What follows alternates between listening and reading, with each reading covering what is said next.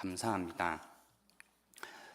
2009년부터 13년까지 미국 플로리다주 올랜도에서 지낼 때가 있었습니다. 그 지역 날씨의 특징이 있습니다. 여름이면 매일 스콜이 내려칩니다. 아주 강력한 돌풍을 동반한 소나기가 그 지역을 휩쓸고 지나갑니다. 운전할 때 스콜을 만나면 퍼붓는 비로 바로 앞차가 아예 보이지 않습니다. 그래서 이 스콜을 도로에서 만나면 위기감에 가슴이 떨립니다. 오늘 본문은 예수님과 제자들이 배에서 이 스콜을 만난 장면입니다. 하루는 예수님이 제자들과 함께 배에 오르십니다. 예수님이 말씀하십니다. 호수 저편으로 건너가자. 아주 주도적이시죠? 배가 출발하자 예수님께서는 잠이 드십니다. 마침 광풍이 호수에 내려치고 배에 물이 차오르고 위험에 처합니다. 제자들이 나아가 다급하게 예수님을 깨웁니다. 주여 주여 우리가 죽겠나이다. 마가복음 4장 38절에는 같은 상황에서 이렇게 표현하고 있습니다. 선생님이여 우리가 죽게 된 것을 돌보지 아니하시나이까. 제자들은 위기감에 완전히 겁을 먹었습니다. 이것은 제자들의 담력이 약하다는 의미가 아닙니다. 이들은 뱃사람들이었습니다. 지금 그들이 맞이한 광풍이 일반적이지 않다는 의미입니다. 광풍, 예상 가능한데 현재 이들이 마주한 광풍은 예상을 넘어섭니다. 그들은 많은 폭풍을 겪으면서 살아왔습니다. 그러나 지금 마주한 광풍은 전혀 다른 종류의 것입니다. 아마도 이전에 경험하지 못했던 강풍이었을 겁니다. 폭풍이라는 것, 성경에서 중요한 메타포입니다. 죽음, 파괴, 그리고 혼돈을 상징합니다. 생명, 창조, 그리고 질서와 대비되는 이미지입니다. 폭풍은 사람들의 삶을 무너뜨리고 뒤흔들고 죽음에 이르게 하는 그 무엇입니다. 우리도 폭풍을 경험할 때가 있습니다. 모든 것이 안정되고 정리되고 기초가 잡히고 계획이 서고 예상 가능한 인생이라 여겼는데 갑자기 내려친 예기치 못한 폭풍이 모든 것을 흔들어 놓습니다. 폭풍으로 인해 소중한 관계가 끝나고 인생 계획이 깨지고 전부였던 직장에서 해고되고 공들여 모은 재산을 잃게 되고 건강에 문제가 발견되는 죽음, 파괴, 그리고 혼돈이라는 폭풍을 경험합니다. 예상을 넘어서는 돌풍과 천둥, 번개를 동반한 인생의 폭풍 소식이 들립니다.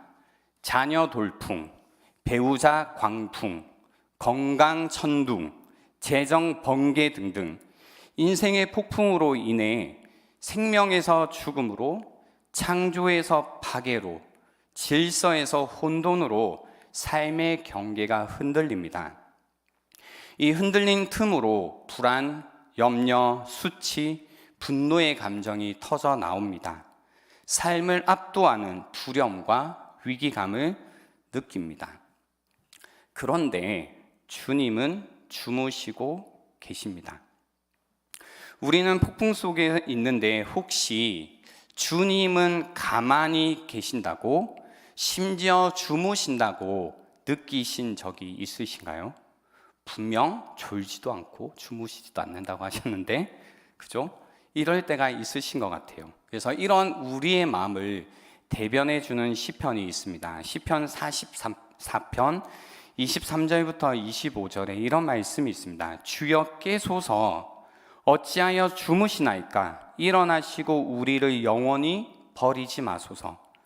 어찌하여 주의 얼굴을 가리시고 우리의 고난과 압제를 잊으시나이까? 우리의 영혼은 진토 속에 파묻히고 우리 몸은 땅에 붙었나이다. 주님이 주무시는 것 같아요. 나를 버리신 것 같아요. 같아요. 나의 고통을 전혀 돌보지 않으시는 것 같습니다. 땅에 붙은 것처럼 좌절과 절망에 눌리고 눌려 무기력의 바닥에 붙어 있습니다. 주무시는 것 같은 하나님, 좀 더 과격하게 표현하자면 죽은 것 같다, 없는 것 같다, 부정하고 싶은 마음이 듭니다. 하나님이 이렇게 느껴지면 폭풍 속에서 사람들은 어떻게 반응을 할까? 첫 번째는 하나님을 향해 실망감, 억울함이 고개를 듭니다. 다른 사람들은 문제없이 잘 사는데 왜 나에게만 이런 고난이 왔는지, 꼭 이래야만 했는지, 어떻게 하나님이 나에게 이럴 수 있는지 실망하기도 분노하기도 합니다. 두 번째는 자신을 향한 자책으로 고개를 숙입니다. 나에게 문제가 있다. 나는 저주받은 인생이라. 우리 가게에 흐르는 저주가 있다는 이상 텁텁한 생각을 합니다. 십자가로 죄와 죽음의 저주에서는 해방되었지만 우리 집안은 그렇게 간단히 해결될 집안이 아니라는 이상한 생각을 합니다. 세 번째는 세상을 향한 냉소로 고개를 돌립니다. 하나님은 거짓 같고 내 삶은 거짓 같아. 더 삶을 신경 쓰지 않고 싶어집니다. 다 망해라 라는 심정입니다. 이러한 표현들은 아마 아주 힘들다라는 괴로운 심정의 표현일 겁니다.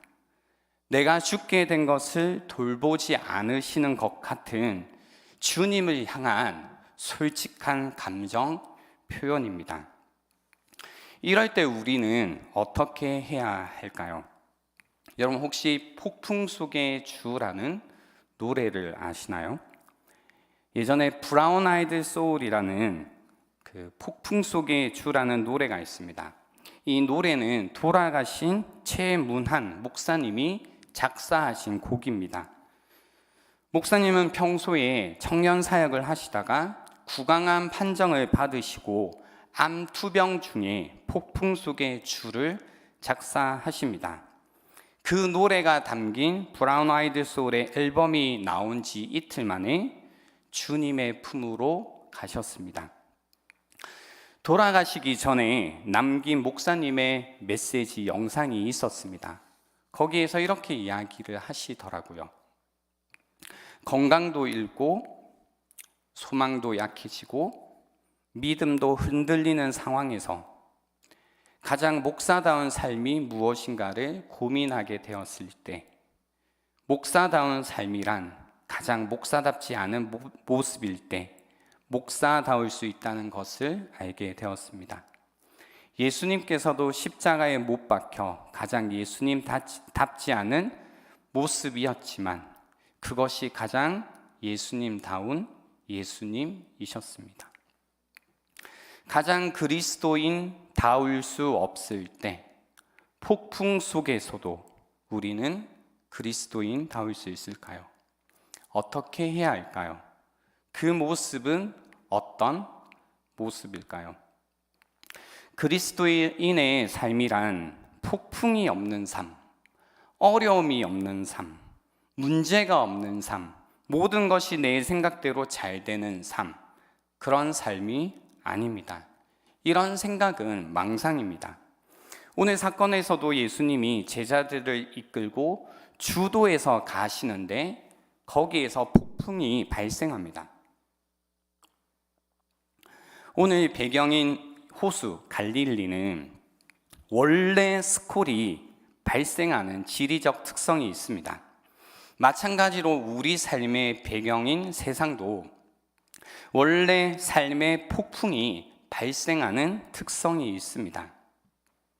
이런 세상을 살아갈 때 구소삭적인 시점에서 보면요, 이미 그러나 아직이라는 예수님의 초림과 재림 사이에 사는 그리스도인들은 이런 세상의 특성, 폭풍이 내려치는 세상의 특성을 초월해서 살아가지 않습니다. 요한복음 16장 33절에 그래서 예수님이 이렇게 가르치십니다. 이것을 너희에게 이르는 것은 너희로 내 안에서 평안을 누리게 하려 함이라. 세상에서는 너희가 환난을 당하나 담대하라. 내가 세상을 이기었노라 라고 하셨습니다. 그리스도인도 폭풍 속에서 삽니다. 병에 걸리고 재정적인 문제로 눈물 흘리고 관계의 문제로 마음이 깨어지기도 합니다. 세상에서 환난을 당합니다. 이런 폭풍 속에서 주님이 우리에게 전하고 싶으셨던 메시지가 무엇이었을까요? 24절, 25절 말씀을 함께 보겠습니다. 제자들이 나와 깨어 이르되 주여 주여 우리가 죽겠나이다 한데 예수께서 잠을 깨사 바람과 물결을 꾸짖으시니 이에 그쳐 잔잔하여지더라. 제자들에게 이르시되 너희 믿음이 어디 있느냐 하시니 예수님께서 깨어나십니다. 그리고 바람과 성난 물결을 꾸짖으시죠. 이에 폭풍이 그칩니다. 잔잔해집니다. 놀라운 사건입니다. 여기에서 꾸짖다라는 표현은 무슨 의미냐면요, 강풍이라는 것도 이 자연현상, 도저히 종잡을 수 없는, 어떻게 붙들 수 없는 자연현상도 예수님의 강력한 권위에 의해 다스려진다는 것입니다. 폭풍이 그쳐 잠잠해집니다. 죽음, 파괴, 혼돈마저도 다스리시는 예수님이십니다. 폭풍을 잠재우시고 예수님께서 제자들에게 질문하십니다. 아주 중요한 질문입니다. 너희 믿음이 어디 있느냐라고 물으셨습니다. 너희 믿음이 어디 있느냐? 여기에서 주님께서 하신 질문을 자세히 들을 필요가 있습니다. 예수님은 믿음이 없다고 하시는 게 아니라 지금은 믿음이 어디에 있느냐고 묻고 계십니다. 어디에 너희의 믿음이 있느냐라고 묻고 계십니다. 믿음이란 예수님에 대해 아는 것을 내 삶에 적용하는 것입니다. 예수님에 대해서 아는 것을 내 삶의 정황과 연결시키는 것이 믿음입니다. 상황 속에서 사용되는 믿음입니다. 그들은 폭풍에 의해서 흔들리고 있습니다. 상황에 의해 마음이 꺾이고 있습니다. 그들이 폭풍에 압도당하자 주님은 너희의 믿음이 어디에 있느냐고 물어보고 계십니다. 무슨 의미일까요? 이렇게 한마디로 정리해 봤습니다. 두터운 책은 접히지 않는다라는 겁니다. 두터운 책은 접히지 않는다라는 겁니다. 무슨 말이냐면요, 이런 말입니다. 오늘 저희가 읽고 있는 건 누가복음 8장이잖아요. 8장 22절부터 25절의 장면인데요. 누가복음 6장에 보면 예수님께서 12제자를 택하십니다. 그리고 12제자를 택하신 다음에 17절, 19절에 보시면 병을 고치시고, 병을 고치시고 또 그 위에 귀신에게 고통받는 자들을 고쳐주십니다. 그러니까 믿음을 가질 수 있는 장면을 계속 쌓아주시는 겁니다. 그리고 20절부터 6장 끝까지는 팔복과 산상수훈을 통해, 가르침을 통해 믿음을 더해 주십니다. 계속 두터워지고 있죠. 그리고 7장에 가시면 백부장의 종을 또 고쳐주시고 이어서 가부에 죽었던 아들을 살리십니다. 이 제자들이 이 모든 장면을 함께하고 있고 듣고 있는 겁니다. 점점 두터워지고 있습니다. 8장에서는 각 성과 마을에 두루 다니시며 하나님 나라를 선포하시고 그 복음을 전하실세 12제자가 함께하고 악기를 쫓아내시고 병을 고치십니다. 또 이제 그 위에 믿음으로 쌓아주시죠. 그리고 또 예수님께서는 가르침을 더해 주십니다. 엄청 두터워지고 있죠. 그리고 오늘의 본문입니다. 오늘의 본문입니다. 그래서 물어보시는 겁니다. 너희 믿음이 어디 있느냐? 충분히 보고 충분히 가르치지 않았느냐? 폭풍으로도 접을 수 없는 두터운 믿음의 내용을 보고 듣지 않았느냐?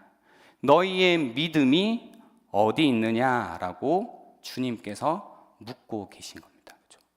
주님께서 묻고 계십니다. 그러므로 우리가 살아야 하는 이 현실의 폭풍 속에서, 이 고통의 폭풍 속에서, 이 슬픔의 폭풍 속에서, 이 괴로움의 폭풍 속에서 우리가 던져야 하는 질문이 있습니다. 바로 내 믿음이 어디 있는가라는 질문입니다. 여러분이 폭풍 속에 계시다면 그때 던지셔야 하는 질문이 바로 이 질문입니다. 나의 믿음이 어디에 있는가입니다. 우리의 믿음은 폭풍까지도 다스리시는 주님께 있습니다. 죽음, 파괴, 혼돈마저도 다스리시는 주님께 우리의 믿음이 있습니다. 폭풍 속에서도 그렇기 때문에 주님을 신뢰할 수 있습니다. 주님과 함께라면 이 폭풍을 지날 수 있습니다. 때로는 키를 넘어서는 파도가 칠 때에 우리가 너무 불안해서 그 흔들리는 마음 가운데 어찌하여 나를 버리셨습니까? 라는 생각이 들 때도 주님을 신뢰할 수 있습니다. 예수 믿는 그 믿음이 어떤 폭풍도 잠잠케 합니다. 예수님은 죽음의 폭풍을 그분의 죽음으로 잠잠케 하셨습니다. 삶을 무너뜨리고 뒤흔드는 죽음에 이르게 하는 죄의 폭풍을 십자가로 잠잠케 하시고 부활로 새 생명과 새 질서와 새 창조의 역사를 시작하셨습니다. 어찌하여 나를 버리셨나이까? 이 버림당함의 폭풍을 십자가에서 우리를 위해 버림당하심으로 잠잠케 하셨습니다. 이제 끝이라는 죽음의 절망의 폭풍을 부활로 잠잠케 하셨습니다. 오늘날도 그 믿음이 폭풍을 잠잠케 합니다. 그 믿음만이 폭풍 속에서도 우리에게 참된 평안을 주게 된다는 겁니다. 이 시간 우리 함께 기도하고 또 주님께 이 평안을 간구하는 시간을 가지려고 하는데요. 제자들은 이 사건을 겪은 다음에 이런 질문으로 오늘 본문을 끝내게 됩니다. 그가 누구이기에 바람과 물을 명함에 순종하는가라는 질문, 열린 질문으로 오늘 본문이 끝나게 됩니다. 열린 질문으로 끝났다라는 것은 이 글을 읽는 모든 사람들이 자신의 믿음의 고백으로 응답해야 된다라는 겁니다. 이 믿음의 고백으로 우리가 함께 기도하는 시간이 되면 좋겠습니다.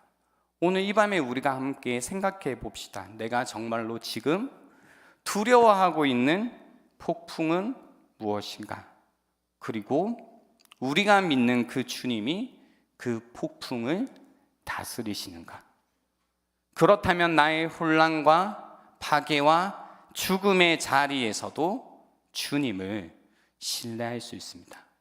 그 가운데 다시 한번 겸손의 고개를 숙이고 감사로 고개를 들고 소망으로 이 세상을 맞서는 그 믿음이 우리의 삶을 일으키는 오늘 이 밤이 될 것입니다.